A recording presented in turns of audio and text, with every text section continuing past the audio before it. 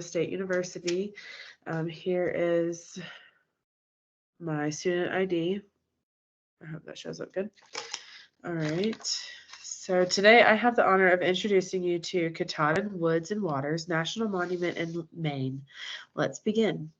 Katahdin is a little piece of preserved American history. A walk through this 100-mile wilderness is like traveling back in time and experiencing a look at our country as it was first being discovered.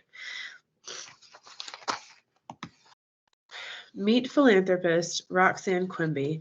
She was the co-founder of Burt's Bees. She started out living off the grid, making lip balms and candles that she sold at small craft fairs, which eventually became the products of the household name we love.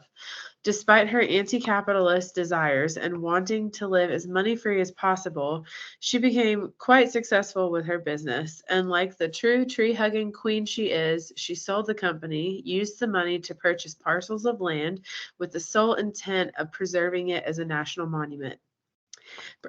President Obama made that dream come true, and over 87,000 acres of land were gifted to National Park Services for their 100th anniversary. Thus, Katahdin as a national monument was born. It's not at all difficult to see why this area of land became of such importance. The area houses the terminus of the Appalachian Trail, a point that for many people marks a great accomplishment. This topo map shows two of the most notable land features found here, rolling hills and marshy wetlands. Several streams and ponds are also found throughout the park, making for great fishing spots for visitors. Hikers and visitors may see eskers and erratics on their visit, revealing evidence of the glacial activity that has shaped the land. The types of rocks found along one's journey are commonly granite and rhyolite that were created by a supervolcano about 407 million years ago. What really puts things in geologic perspective is that this area also houses limestone and fossils that tell us that this area was once a coral reef. Katahdin has an obvious involvement with water and water bodies. There are numerous rivers, streams, bogs, and ponds that call it home. The top three major bodies are the east branch of the Penobscot River, the Sebois River, and the Wasattuck Stream. One of the most notable benefits of preserving this area is the water quality that the surrounding communities are provided. Per the EPA, the waterways within the park have 0% impairment. This means that visitors can enjoy a healthy fishing experience, enjoyable kayaking experience, and possibly even a swimming experience, weather permitting. This area is highly affected by precipitation, with notable ups and downs in river discharge reacting to wet or icy weather changes, as seen in the graph from the USGS.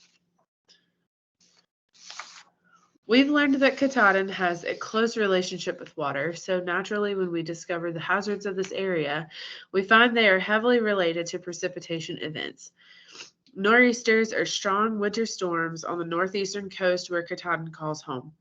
They bring with them high winds, often snowstorms, and heavy rains. Similarly, hurricanes also form from the Atlantic and begin moving down the east coast, sometimes reaching into Maine and hitting the park. The area could also be affected by ice and blizzards, creating hazards to potential visitors or wildlife. And with all the intense precipitation, it's no surprise that flooding is on the list. Maine natives and visitors alike can take several steps to mitigate their potential risk. Seeking shelter if storm weather is impending. Park closures are often announced on the NPS website for unfavorable conditions to promote safety. In the surrounding communities, those residing nearby should secure outside furniture and equipment to prevent high winds from displacing them or causing injury. Preparing home goods ahead of time reduces road travel on wet or icy roads.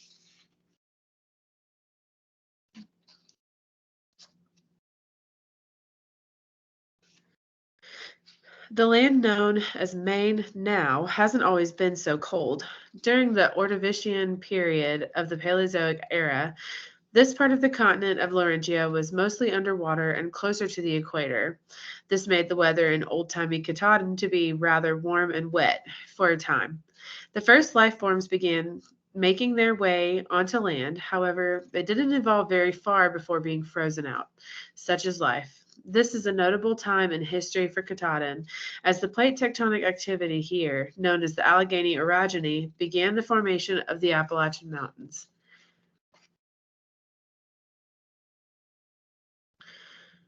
Katahdin and the surrounding communities have a bit of a utopia going on.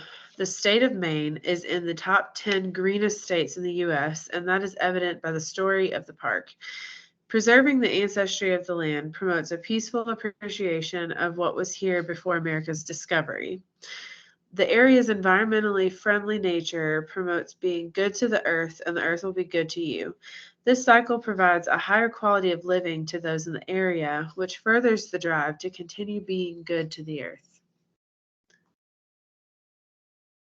Reflecting on this project, this research experience has been meaningful to me.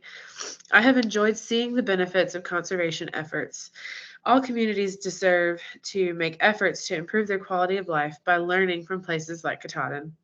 It is also mind blowing to see the geologic history and evidence by the processes and the landmarks here.